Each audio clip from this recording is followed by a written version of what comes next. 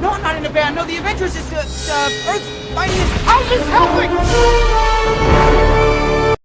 Spider-Man No Way Home was an event that shattered the box office, becoming the highest grossing Spider-Man film ever. It brought together 3 different Spider-Man and several villains from previous franchises, and was a nostalgia-fueled rollercoaster ride, and I enjoyed it. I found it to be a lot of fun, and part of that was because I knew what kind of movie it was gonna be, and there would be several issues that I would have to look past to really enjoy it. Because this movie has flaws, and there are several things that just annoy me, but it also has some absolutely awesome moments. And overall, it's a big thrill ride, and it handles aspects better than I thought it would. And when looking back on it, I feel most people let the issues just slide because the highs are just so damn good. So today, I'm gonna be that prick and really take a critical look at the movie, since we're 8 months removed from its initial release. Now, some of the things I'm gonna mention are things that bugged me back when I first saw it, but like most people, I looked past them. And some of these things I'm gonna bring up are new things that stick out to me rewatching it at home, without any hype circling it. Because I'm not gonna lie, the hype and theater experience was a lot of fun, and I feel it definitely skewed a lot of people's thoughts on the movie itself, mine included. So strap in, boys. Here's Spider-Man No Way Home after the hype. Here I go, blows tighter, hot-headed as Ghost Rider, cold-hearted as Spider-Man, throwing a spider in the snow.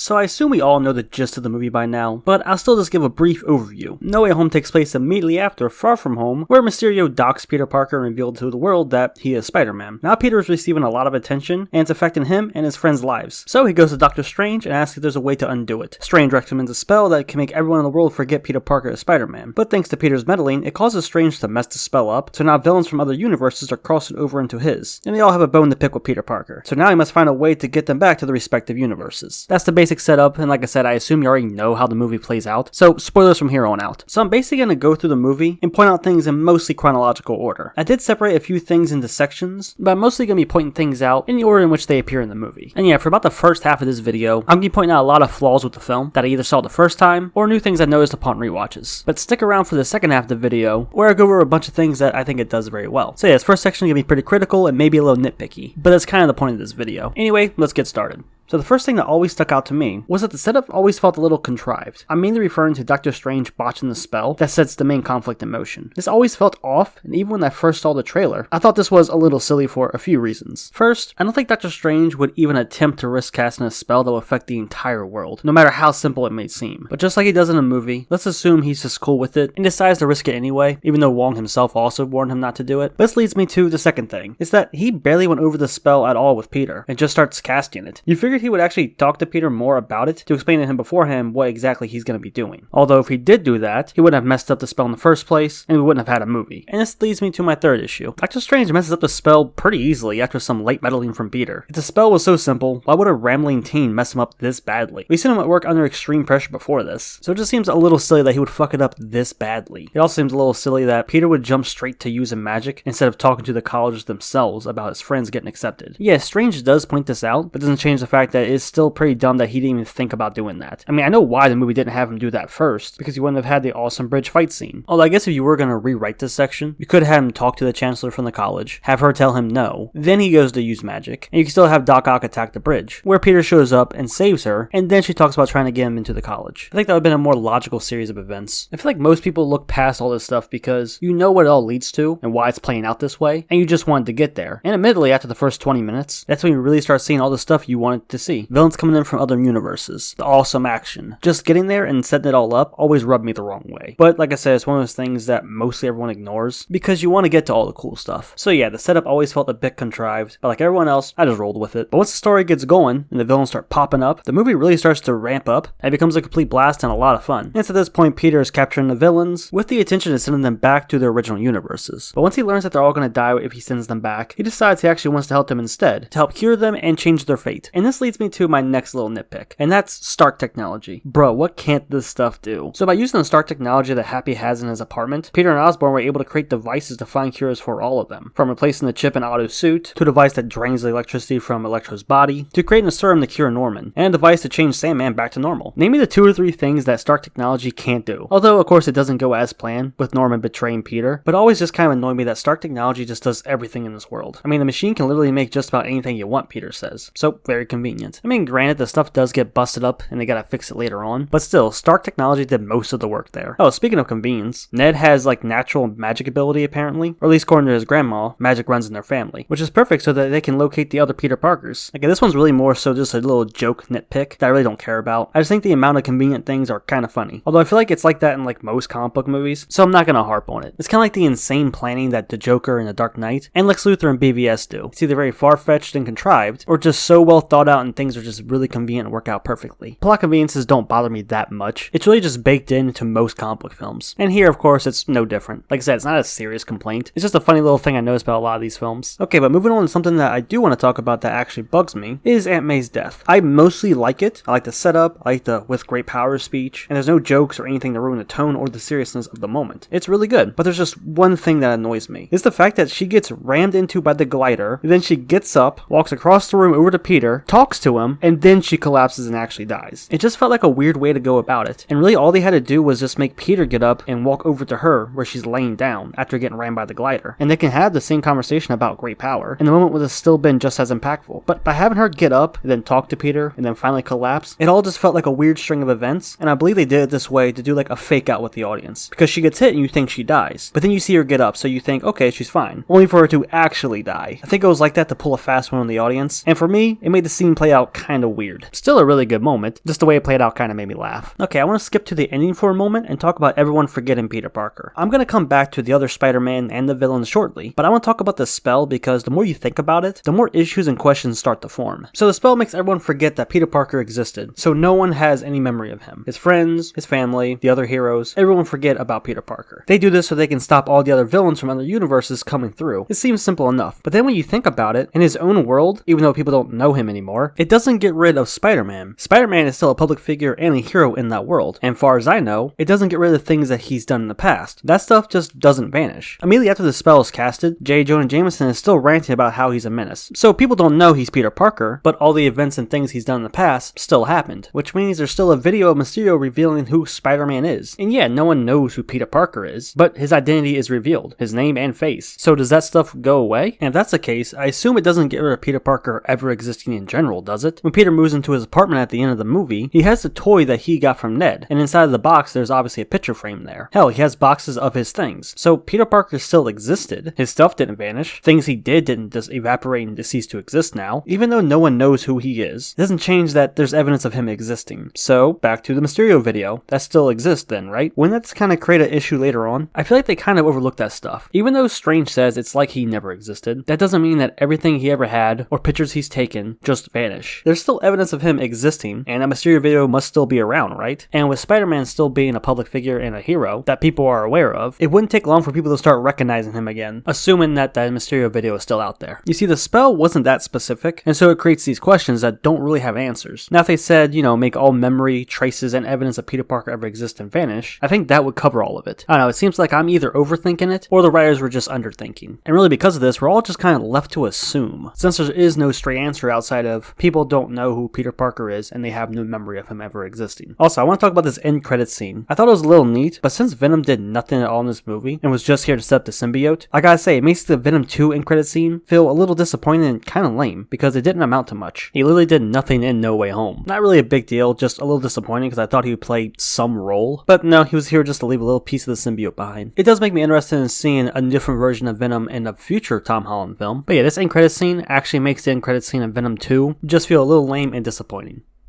So this gonna do for the specific things I want to talk about. These next few are just critiques that apply to the movie as a whole. And most of the stuff are the same things I pointed out when I first saw it. And the first thing up is the humor. I'm not really a fan of it here, and there are several jokes in general that I just didn't find that funny. The humor in Homecoming was much funnier in my opinion, and in Here and Far From Home, it feels more slightly in line with a lot of MCU type jokes. And those just really aren't my cup of tea. And another thing that stuck out to me then and now are the few scenes where characters are clearly in front of a green screen, and it does look a little funny. They pull off some of these scenes better than others, but once you notice it, it's a a little hard to unsee it. Not really a big deal, and it's only a handful of scenes. And I know they shot this during COVID, so I imagine they couldn't have everyone on set at the same time. So shooting scenes by themselves and then piecing them together like this was the best way they could do it. Also, because of film restrictions, they actually had to use old footage from previous Spider-Man films. And I think it's pretty neat that they pulled it off. I've seen some people say that this is a sign of laziness or that Sony was being impatient while filming, but I think it's actually a pretty creative solution. I mean, Zack Snyder did the same thing in the Snyder Cut with using Man of Steel footage for this one shot. I thought it was pretty neat how they did it there too. So yeah, a few scenes that are clearly in front of green screens, but it didn't ruin the experience for me.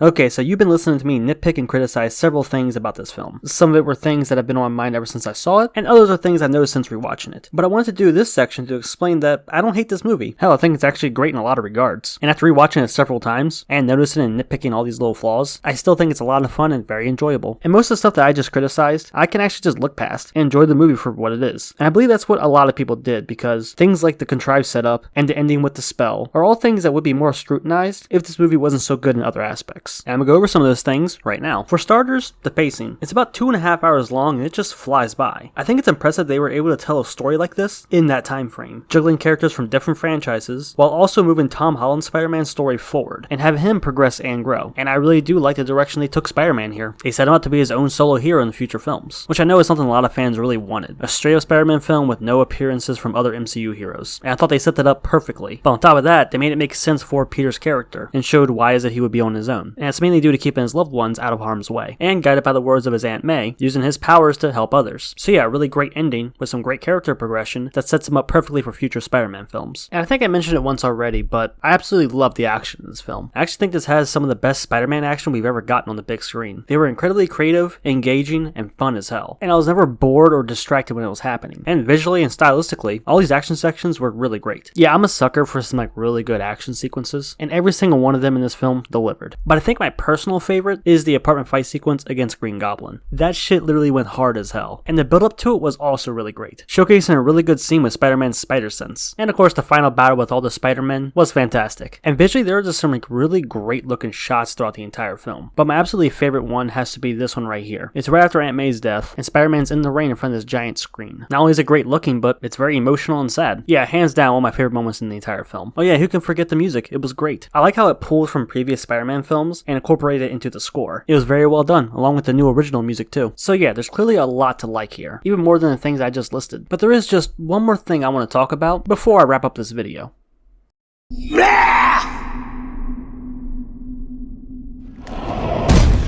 So I wanted to talk about this stuff separately, because it seems to be a big point of contention between fans. Some say they thought it had a bit too much fan service, others say that it wasn't enough fan service, others say that it's just nostalgia bait, and that's why people loved it so much. So I want to address this stuff and tell you where I stand on it all. So I thought I handled the fan service and the characters from other franchises pretty well, all things considered. Although I think it's kind of funny that Jamie Foxx doesn't act anything like he did in Amazing Spider-Man 2. In that film, he was obsessive over Spider-Man and kind of a loser. But here, Jamie Foxx is just being his cool, suave self. And I was also wondering why he's actually in this movie, because I don't remember him finding out that Spider-Man is Peter, but then I remembered this scene. You turn it on.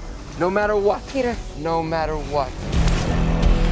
So yeah, I guess that counts. Now in regards to the other villains, I thought they were handled pretty fine. Of course the standout was being Green Goblin and Doc Ock. I think they shined the most. But the Lizard, Electro, and the Sandman weren't really given that much priority. I remember when this film released, people kept saying this one thing and it annoyed me because it didn't make that much sense. And it was that the villains had their own set of goals and motivations. I never completely bought that because the only motivation they all really have is that they don't want to die when they get back to their universes. Hell, Sandman is just kind of there and is actually a good guy until he has a sudden change halfway through, which I never really understood why he did that. Same with Connors. He doesn't really do much either. The only one that really has a motivation is Green Goblin, and it's basically just ruin Peter's life. Everyone else, on the other hand, not really. I think the reason people started saying this is because Chris Stuckman said it in his video, and so everyone else just started repeating it. I never understood why he said it either, because outside of the 5 villains, only Green Goblin really has an ulterior motive. Sandman just wants to go home, and everyone else just doesn't really want to die, and are just going along with it. But when it comes to the villains, I think they're fine. They serve their purpose pretty well, with Green Goblin and Doc Ock being the real standouts. Hell, I think this role actually actually solidifies Green Goblin as being my absolute favorite Spider-Man villain in these films. He's even better here than he was in his first appearance. William Dafoe just brought us all here and was just having an absolute blast, and I loved every second of it. Now when it comes to the other Spider-Men, I think they used them just the right amount. There wasn't a point where I felt they stole the spotlight or derailed the story. They fit well into the plot, and I didn't feel like they came out of nowhere. And at the same time, I wasn't begging the movie to hurry up and show me the other Spider-Man. So it struck a nice balance and used them just enough without them hijacking the story and becoming the main focus. Also, something that I really respect is that they didn't put down or insult Tobey Maguire or Andrew Garfield as a way to prop up or boost Tom Holland. They clearly respected these two and had them all work together instead of putting them down as a way to elevate the newer Spider-Man. And I love the interaction and chemistry between these three. They played off each other very well, and I loved every second of it. And they gave you just enough without it becoming the main focus of the movie, so that's good. So in regards to the fan service and nostalgia in general, I think it was balanced enough to where it never derailed the story, and the characters from the other franchises never stole the spotlight, and it kept the focus clearly on Tom Holland. They easily could have made the nostalgia characters the main priority and focus, but they didn't. They restrained themselves and made sure that it stayed focused on Tom Holland's journey. In fact, the other Spider-Men are there to make sure that he goes down the right path. Andrew Garfield doesn't want to see him turn rageful like he did, and Tobey knows that getting revenge for Aunt May's death won't solve anything, so he's trying to make sure he doesn't make the same mistake he did. And sure, there are a few winks and nods to the audience, but it never got out of control or felt like it was hijacking the movie. I think it's how you handle fan service and nostalgia the right way.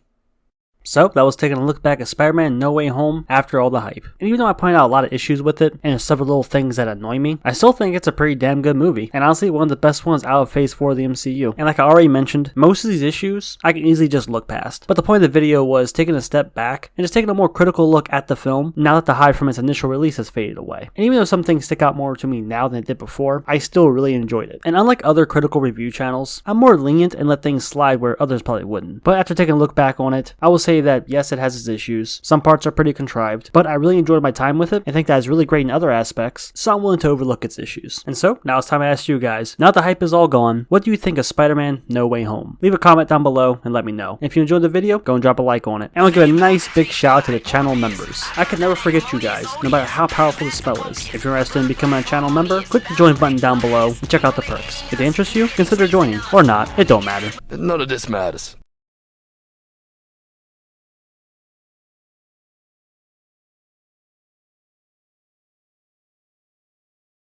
What would you do if there was a child right in front of you?